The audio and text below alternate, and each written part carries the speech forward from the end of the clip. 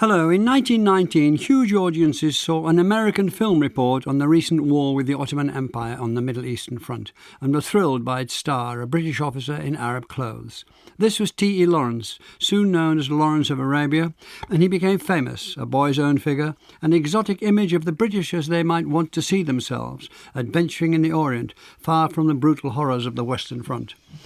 We're discussing him today as this autumn we asked you to suggest a topic for this, our Listener Week, and he made the shortlist from over 1,000 ideas. Our thanks to Zachary Veith, June L.K., Keith Hopcraft and Anthony Killeen for proposing this, and to you all.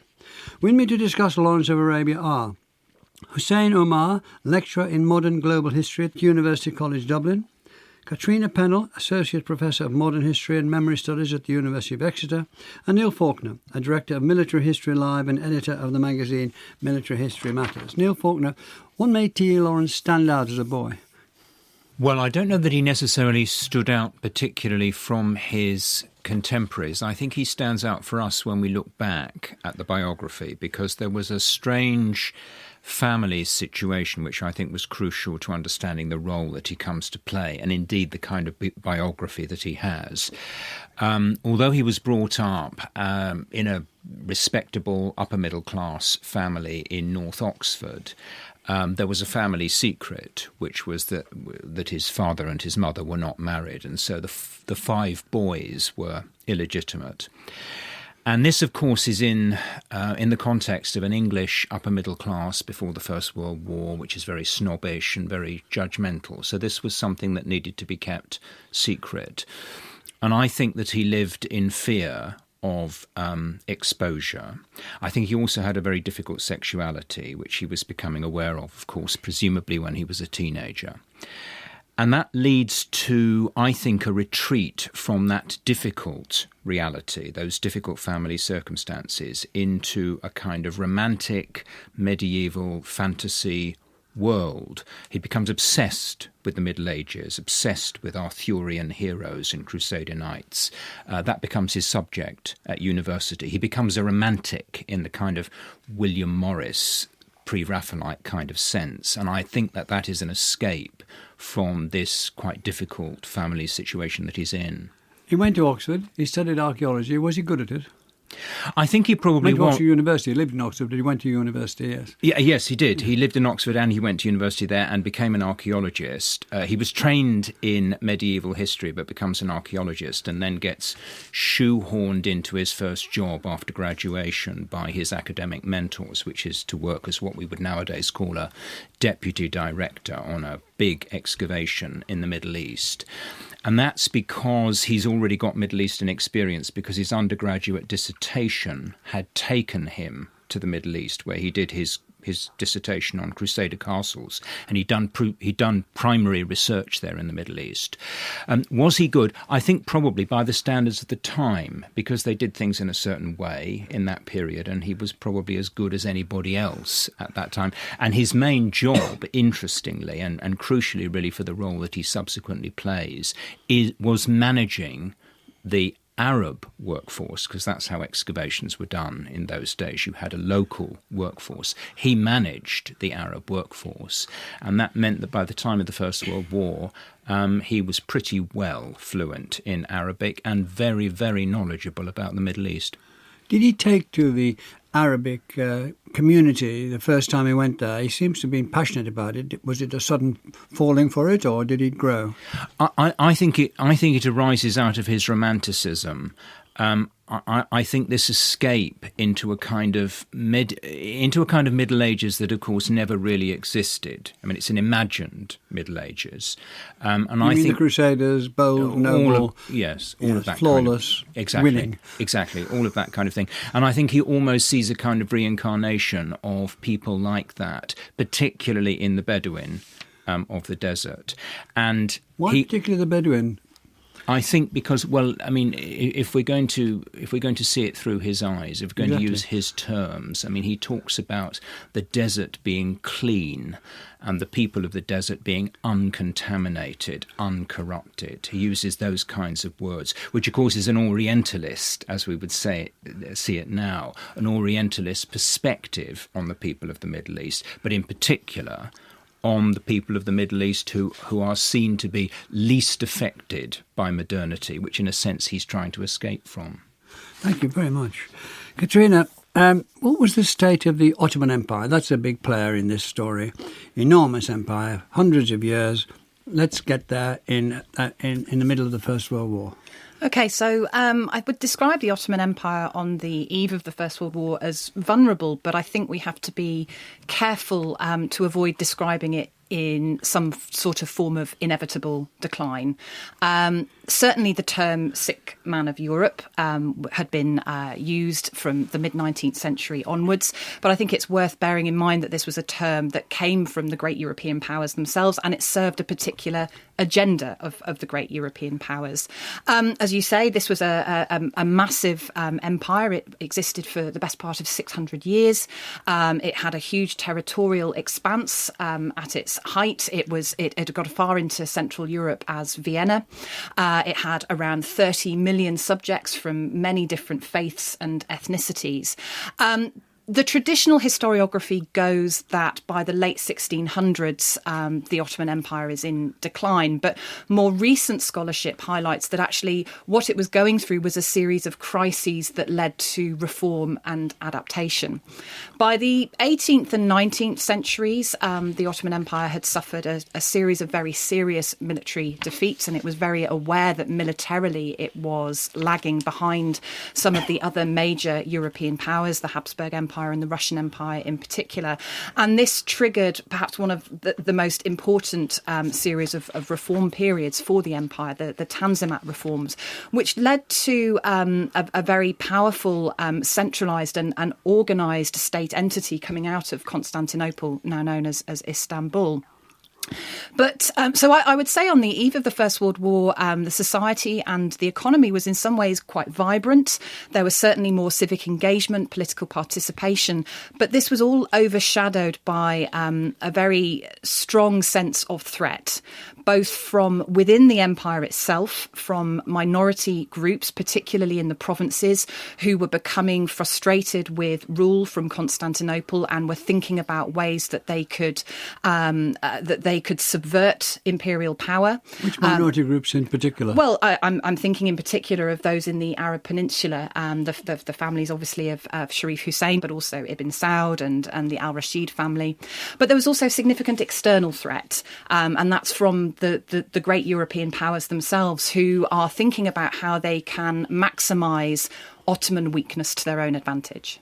And that includes the Suez Canal, it includes... Absolutely. For the British, the Suez Canal was absolutely crucial. I mean, half of British shipping to India was going through the Suez Canal by the eve of the First World War. And of course, the Suez Canal is strategically very important for India, which is Britain's jewel in the imperial crown. But the other European powers are very interested in what's going on. So it's interesting to see how the Ottoman Empire ends up siding with Germany at the outbreak of the First World War, because Germany is probably one of the only European great powers that hasn't really tried to annex anything. Well, thank you very much. Hussein Omar, can we talk about the Arab influences here? Now, when we talk about Arabs, we're talking about many different tribes and so on, so we have to be careful.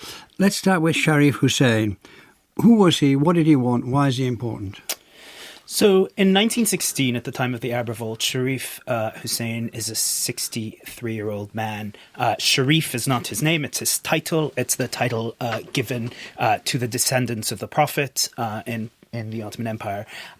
He is, from 1909 onward, the custodian of the holy sites of Mecca and Medina, the crucial pilgrimage sites where one of the 5 pillars of Islam are performed every year in the Hajj, and so therefore he has a hugely important role and is second only to the Caliph, i.e. the Sultan, in religious authority within the empire. Now, what does Sharif Hussein want? That's an interesting question. We have evidence that Sharif Hussein, before the First World War, might have wanted to establish a sort of semi-autonomous dynasty within the empire on the model that, for example, Mehmed Ali of Egypt had done about 100 years earlier. But From 1908 onwards, there's a revolution within the Ottoman Empire, a constitutional revolution. There's a huge amount of enthusiasm for it among many of the populations of the Ottoman Empire. But it brings into power what the group called the Committee of Union and Progress, who eventually deposed the Sultan in 1909. And they begin to centralize the empire, thereby going into Sharif Hussein's territories. Now, can we talk about the Arab Revolt? And where I'd like Lawrence to come in again, because the Arab Revolt, when does he start having an influence? He's there, he's gone, he's joined up at the beginning of the First World War, been smartly sent to the Middle East because of his knowledge, becomes an intelligence officer, and then gets particularly interested in certain sections of the Arab world. Sharif Hussein is sending off his two sons to Damascus on the one hand and to Cairo to try and see what support there might be for a revolt against the empire. What sort of prompts this is the centralizing attempts of the Young Turks to extend the Hejaz Railway into his territories, but also there's a rumor that he might be deposed, if not assassinated.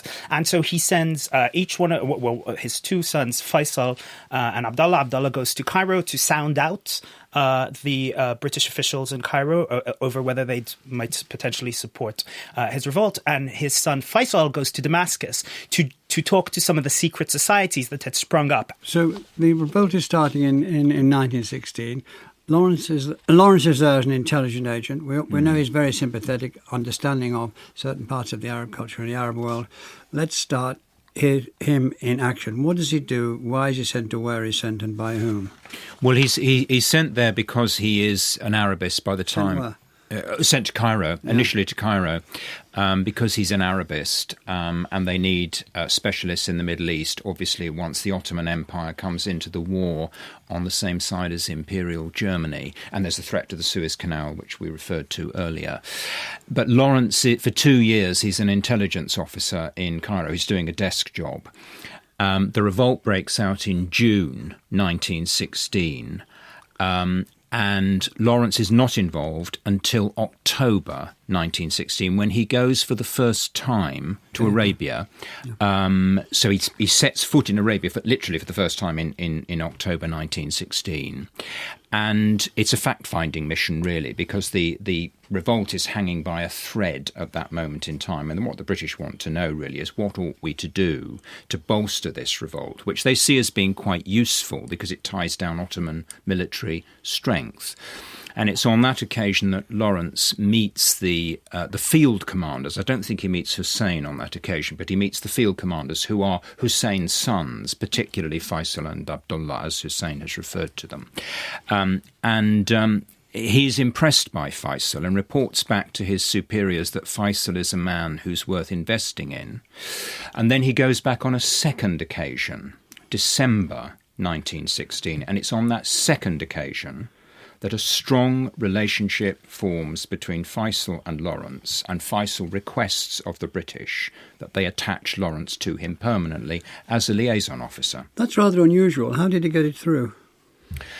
I think they're very, very keen to curry favour with the Hashemite leadership of the revolt. So they've no particular reason to hold on to this junior intelligence officer. If one of the Arab field commanders wants him as a liaison officer, why not? That's quite useful.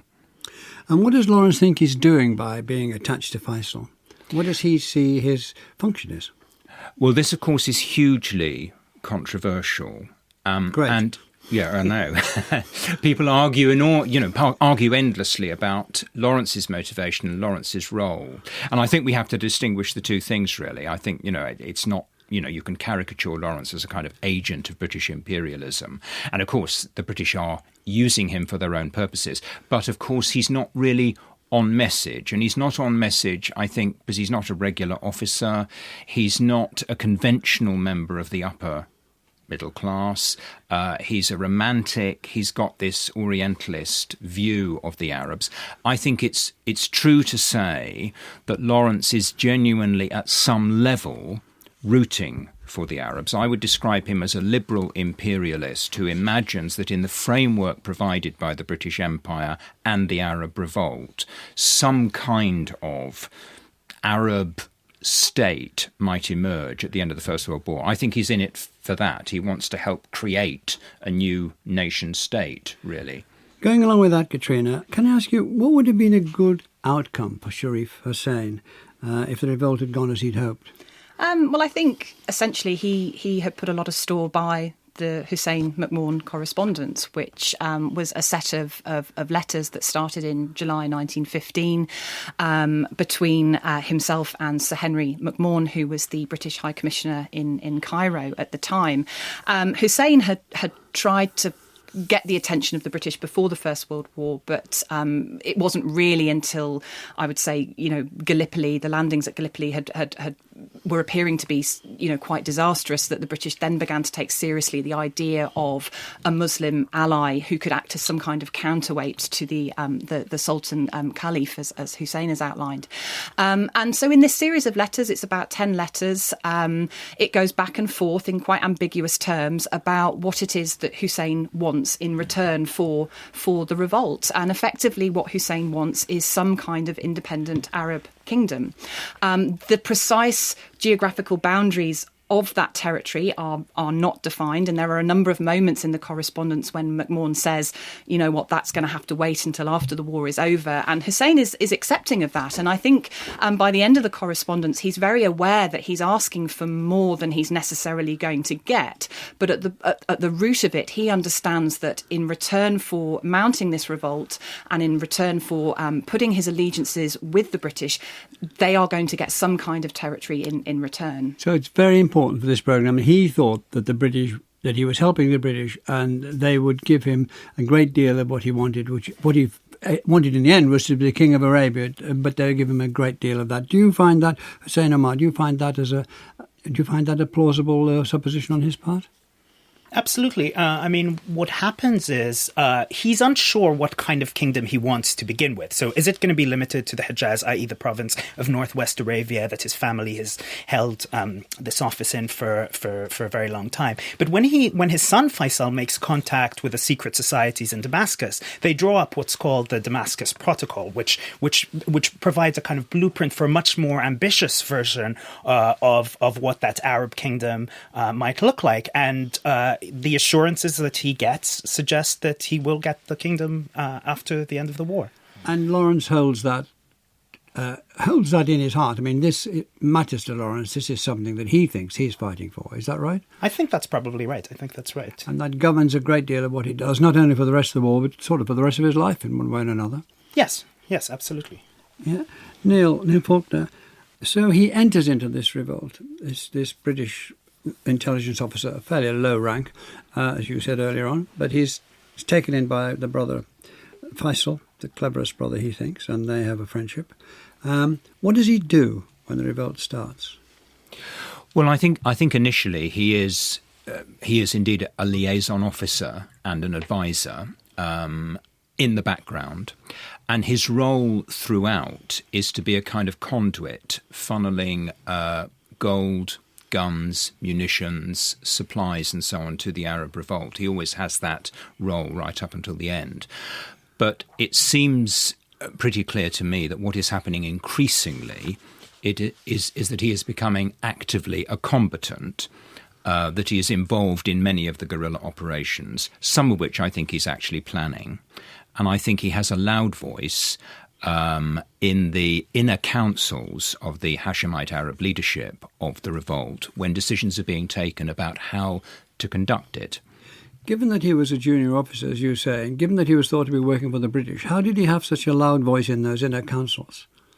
I think because he's won a close personal relationship. He's secured a close personal relationship with Faisal. And I think because, the Bedouin culture is very much, it's not particularly concerned necessarily with British military rank. It's concerned with whether or not there is what is considered to be an effective personal relationship established. But I think probably also part of that in relation to Lawrence and Faisal is that Lawrence was genuinely on the Arab side as he understood it in his kind of liberal imperialist orientalist way. He is rooting for the Arabs, and I think that means there's a trust which perhaps wouldn't have existed with other officers. Katrina Pennell, what were the British objectives in this part of the world, and Was there a sense in which he was obstructing them in any way? Well, I think it's helpful to think about sort of long-term and short-term objectives. And we've already mentioned the Suez Canal, and that is absolutely pertinent to the British, that they have to protect that shipping route, that they have to make sure that no one else gets their hands on that shipping route because of its importance to India. The British weren't satisfied just occupying an entire subcontinent. They wanted to dominate the entire route between Britain and that subcontinent, and it became something of an obsession, really, for the British to make sure that they maintain that control. So there were a number of coaling stations that the British set up in Gibraltar, Malta, Cyprus, but they also set up sort of treaties of mutual convenience with dynasties that occupied parts of Oman and Aden and Bahrain.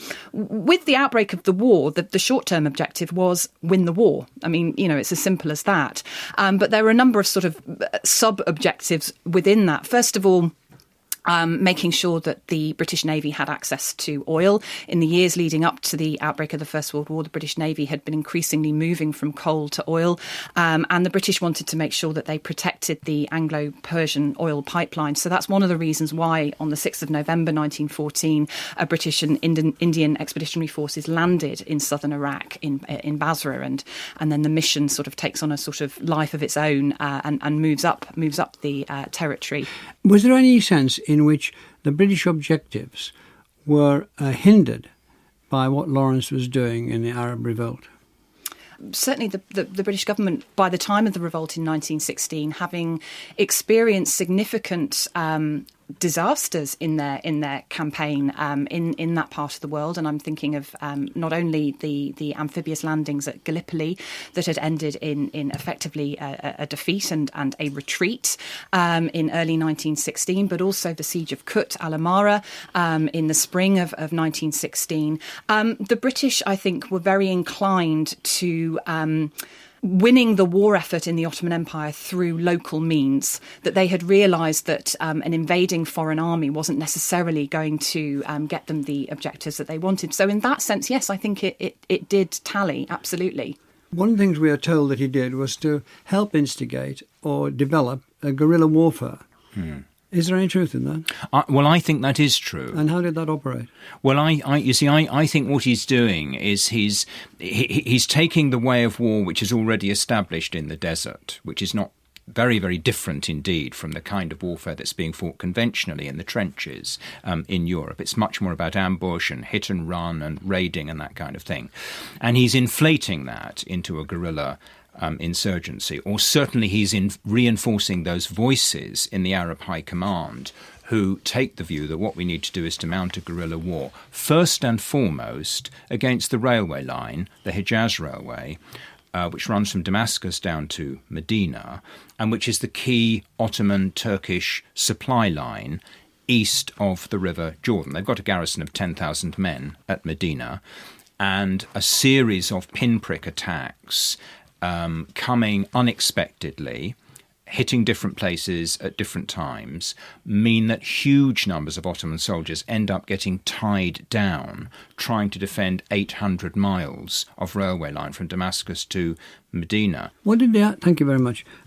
Hussein, what did the Arabs engaging in this revolt, what did they set out to do? There are multiple objectives. There's the kind of dynastic ambition of the Hashemites, but they're joined by Arabs from other places, from Egypt, from Syria, who are simply concerned with trying to overthrow the Ottomans. And there's a huge debate as to why that develops as a feeling. Because in 1913, in the First Arab Congress in Paris, most Arabs who were participants in this conference did not express any separatist sentiment. But by 1915, 1916, there seems to be a growing discontent across the Arab world in very different sorts of places. And those very different participants, the revolt sort of brings them all together. Was Lawrence known to be very supportive of this? I think he was. It's interesting. I mean, if you think about the story from the Arab side, Lawrence doesn't loom as largely as he does in our own imaginaries, and that's quite interesting because Lawrence is certainly part of the story. It's not like people are trying to write him out, but he doesn't seem to have the kind of totemic significance that he does in the version of the story as it's told in Anglo-American writing. Neil Faulkner, what can you put your finger on and say Lawrence made a difference here that was important?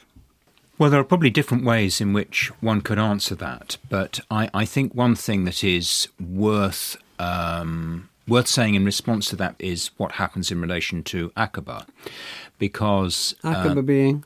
Well, Aqaba is the forwardmost base which can be supplied by sea, that is by the British, who have naval supremacy, where you could potentially base an Arab force in order to carry operations forwards up to as far as Damascus. Now, it's quite clear that the British didn't particularly want the Arabs to take Aqaba. In particular, the French didn't want the Arabs to take Aqaba because they had their designs very much on Syria and Lebanon. The idea was that the Arabs were to be bottled up, really, in Arabia, where they could tie down Ottoman soldiers, but they wouldn't become players in the post-war struggle for power. I think Lawrence goes off message in a very serious way in May. Literally, actually. Well, he goes absolutely literally off message in the sense that nobody can communicate with him and nobody knows where he's gone and what he's actually done. For a considerable period. For 2 months. He sets off in May 1917. He's the only Brit with a group of about 50 Arab fighters. They go on a 600-mile march through the desert to raise the desert tribes and then to descend into what is nowadays southern Jordan and to take Aqaba. Aqaba today is a port in southern Jordan. By taking Aqaba as an Arab force, what they've done is they've created a situation where the Arabs can now begin to project military power towards Damascus. Now, that is immediately calling into question the secret arrangements which have already been made by the British and the French to carve up the Middle East in their interests. Lawrence has gone completely, as I say, off message in doing this. So what's he doing off and message? Disrupted the plans. Well, he's disrupted the plans because he knows what the plans are and he's rooting for the Arabs. He wants the Arabs to be players in the post-war settlement of the Middle East. He tries to put the Arabs into a position where they might be able to challenge the secret Sykes-Picot agreement. Anglo-French. Yes, which is the Anglo-French agreement. And Russian originally, yes, indeed. Katrina, those in Britain who are trying to keep up with these affairs in bewilderment about the Middle East, and what messages were they getting back about what was happening there? The concentration really was on the fighting in the Western Front for the most part. And really, it wasn't until 1917 that the British government realised that they needed to be explaining better to their populations at home what was going on in the Ottoman Empire and why that fight was taking place. So you see quite a concerted propaganda effort appearing in 1917 through 1918, where the British are explaining the fighting in the Near East in terms of Britain being the kind of promoter of nationality, that they are trying to free the embryonic nations within the Ottoman Empire from the chains of imperial rule. I mean, that message, it's hard to tell how far it percolated, and certainly the British Home Front tended to view the fighting in the Ottoman Empire in a very, as Neil describes, Orientalist way, in terms of this kind of romantic, chivalrous, mysteriously charming effort that contrasted starkly with the brutal, bloody attrition of the Western Front. And it's really there that you see the seed that becomes the flower of the Lawrence of Arabia myth growing. Now, of course, if you do have family members fighting in that part of the world, it becomes very, very important. And I think, for people living in Australia and New Zealand, those battle zones of the Ottoman Empire in the First World War are extremely important. Obviously, the Anzacs, as they were known, formed part of a multinational landing force in April 1915, and it was written about in euphoric terms by war correspondents like Ellis, Ashmead Bartlett, and Charles Bean, who within weeks were describing the Gallipoli landings as the birth of the Australian nation. And that's as much a myth as the Lawrence of Arabia myth, but it goes to the heart of a very sort of crude Australian nationalism that depicts itself in contrast to Britain. Thank you. Hussein Omar, how did the conflict in the Ottoman Empire end or not end in 1918? So I think, as people have argued for Central and Eastern Europe, the war doesn't really end in 1918. 1918 is really the starting point of these extraordinary anti-colonial movements that break out across the region. So in Libya, in Egypt, in Iraq, in Tunisia, in Palestine, in Syria, in Sudan, in Somaliland. And these are all movements that are popular movements, much more popular than the Arab Revolt itself, but which aren't as remembered quite so vividly. And I think part of the reason they're not remembered so vividly is that there isn't a kind of white savior granting these peoples a kind of freedom as you have in the case of Lawrence, right? So these are actually, in effect, much more important in terms of outcomes. They produce sovereign states in Egypt, Iraq, Syria, etc., unlike the Arab Kingdom, which it lasted for a very short time, but they're not. We don't talk about them quite as much. But they they go on right into the 1930s. Neil Faulkner, how did Lawrence react to the way this was resolved? He went to conferences in up to 1922, didn't he? What was he saying at those conferences, and how was his voice heard? He's at two particularly important conferences. He's an advisor to Faisal at Versailles in 1919, and then again he's an advisor to Churchill when Churchill was colonial secretary in Cairo in 1921. And I think what Lawrence is doing is he's operating in post-war diplomacy in an attempt to get what he considers to be the best possible outcome for the Arabs. Now, I don't think that he had a clear conception of what that would look like. And just to pick up the point that Hussein has just made, I mean, I've already described him as a liberal imperialist, and I think his conception was that as he saw it, the more benevolent British Empire would provide the framework for the growing to nationhood of these new Arab states. And yet, of course, in reality, there was a wave of revolt from below where ordinary people were beginning to create their own future, and those attempts were, generally speaking, suppressed by the British Empire, with which Lawrence is closely associated in this post-war diplomacy. So it's quite a limited view, I think, that he has of what might happen. There's the famous 1918 map where Lawrence sort of lays out his vision of what the region would look like, and it involves a Kurdish state, an Armenian state, an Arab state. But this is, to realize that kind of map would have involved what we now would call ethnic cleansing, right? Because it would necessarily call for the removal of populations into single ethnic states, which, of course, the Middle East could never be, because all of these regions were multi-religious, multilingual, multi-ethnic. Quite early on, really, just 2 or 3 years after the war, Lawrence began his global fame, down to an American reporter and cinematographer who made a report on him, showed it in Broadway, then in London, and we're told hundreds of thousands, million people saw it, and they wanted more of Lawrence, not of Allenby walking with his army in, and he grew from there. Can you take that on? Yes. I mean, he wasn't a famous man at the end of the First World War. He becomes a famous man because of the Lowell Thomas show in 1919, which changes, actually. It evolves. I mean, initially, there wasn't that much emphasis on Lawrence because he... Can you tell listeners what the Lowell Thomas show was? Because it's well, it was a weird kind of thing, and we don't do this kind of thing anymore. But it was it was described as a travelogue. And I understand that it consisted of a series of what were then called lantern slides, old-fashioned slides, some moving images, a certain amount of music, some dancing, and a very racy commentary on the part of Lowell Thomas himself, the American journalist who becomes a kind of impresario. Now, what seems to happen as the show evolves is that the Lawrence element is ramped up because audiences respond with more enthusiasm to the Lawrence character than they do to the General Allenby and the traditional British military operations. And that turns Lawrence into what he himself describes as a matinee idol. He becomes an early example of 20th century celebrity culture.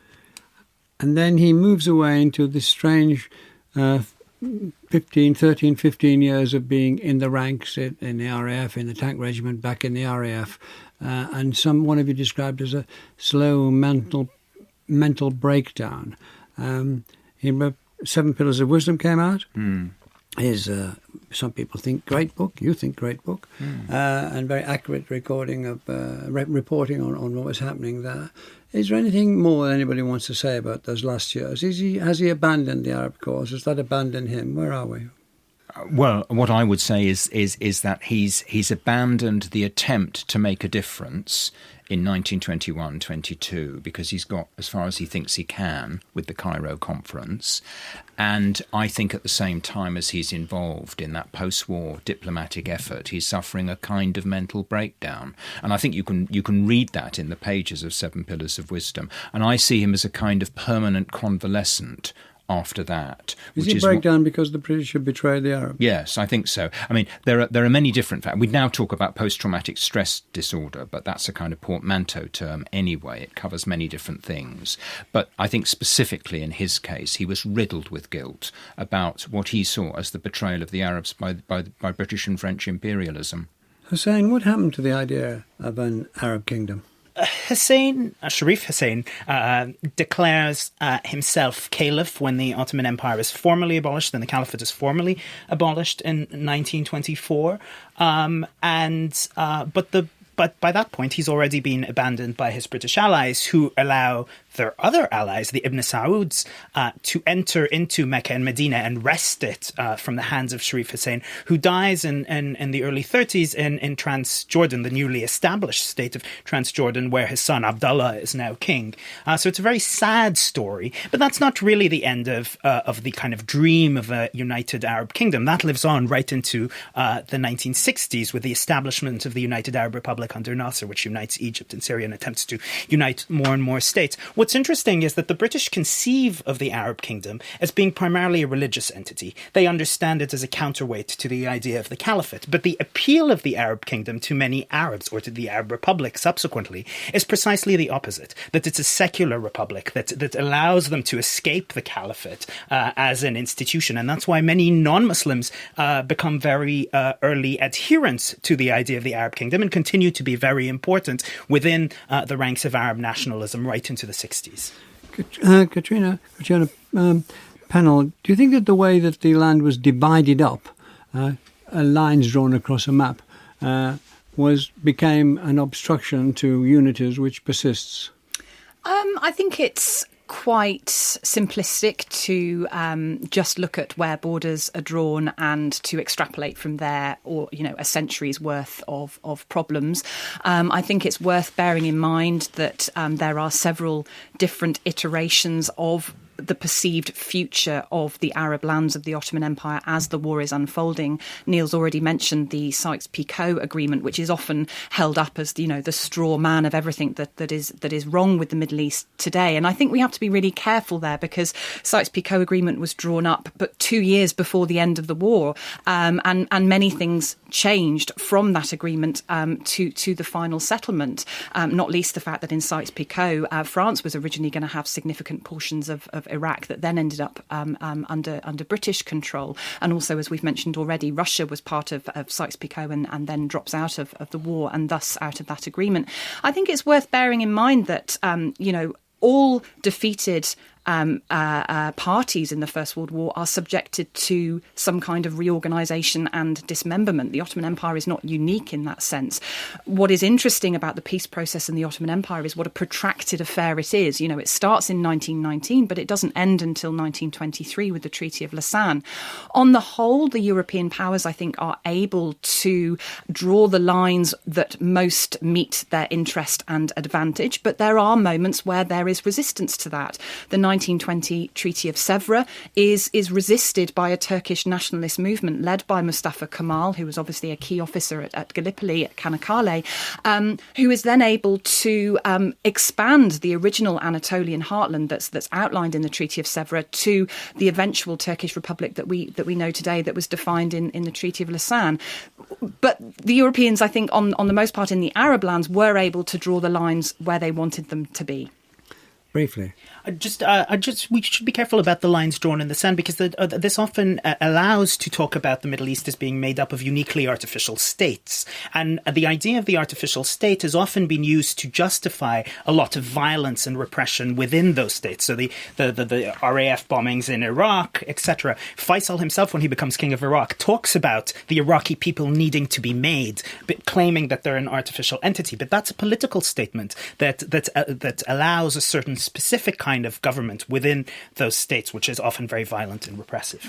And I would also add to that, it's not necessarily where the lines that are drawn that necessarily causes the problems. It's how those states are then managed, both by the British and the French, the divide and rule tactics, the colonial oppression, the violence, the manipulation of particular minority groups that are preferenced over others. So I think to reduce it all down to lines is overly simplistic. Finally, Neil, we all know about, I suppose we all know about Lawrence of Arabia and Peter O'Toole, the revival of the global myth, if you want, legend, if you want, of the Lawrence of Arabia. Do you think that had any truth in it, as far as you're concerned, as a military historian? Well, I mean, what I would say about the movie is, as a piece of cinema, it is magnificent. It's also of its time. It's riddled with sort of Orientalist stereotypes. Does it tell an essential truth about Lawrence? I think it does.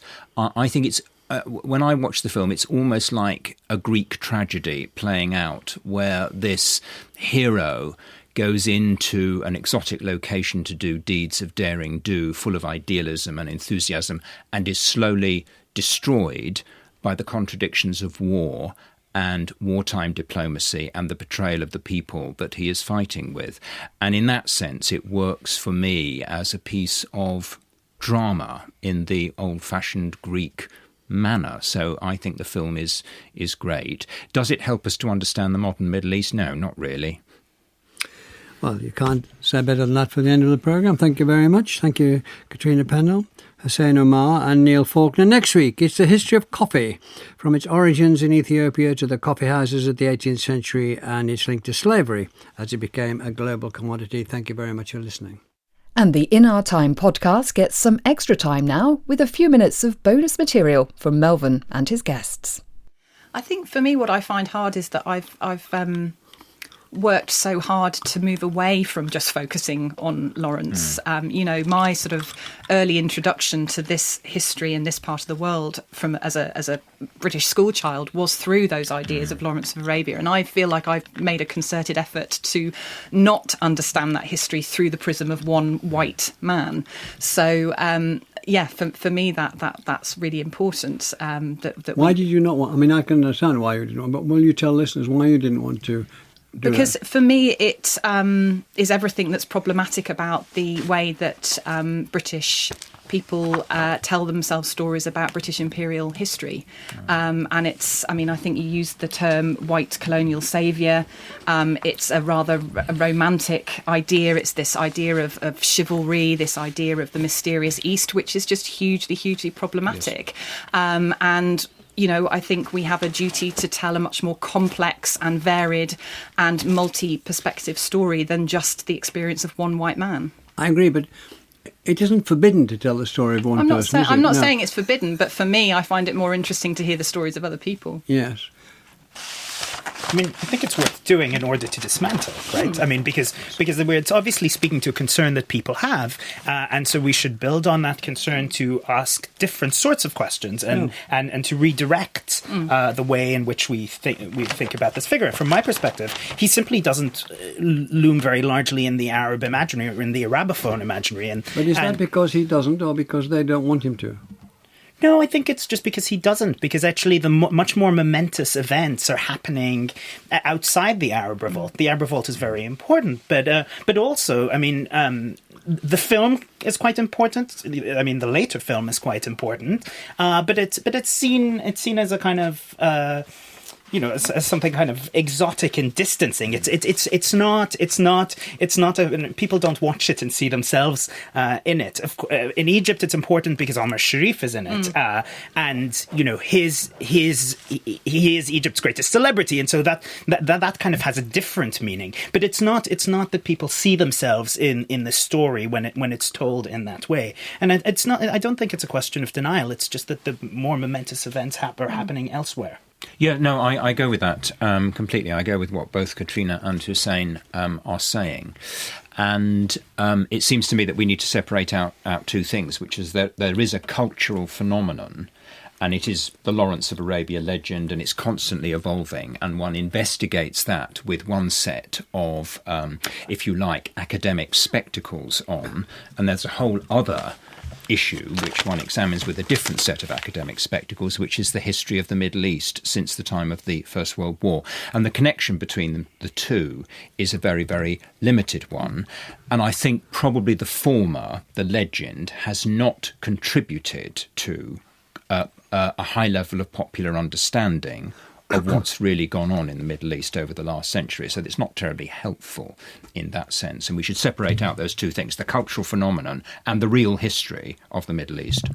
You can say that, though, about, I think, a number of cultural outputs that have come from the First World War. I'm thinking of Peter Weir's 1981 Gallipoli, just going back to the earlier point about, the Anzac legend and the idea of Australian birth on the battlefields of Kanakali, Gallipoli. But it is interesting the way cinema in particular, as well as novels and fiction, has contributed to certain ideas being implanted in the public imaginary that have retained such pertinence and such strength, even when there are vast numbers of very interesting scholarly books that challenge some of the ideas within them. Why do you think that is, though? That's what's interesting as well, isn't it?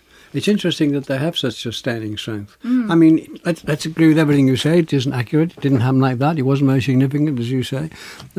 Orange wasn't in the greater scheme of things. But why has it got such...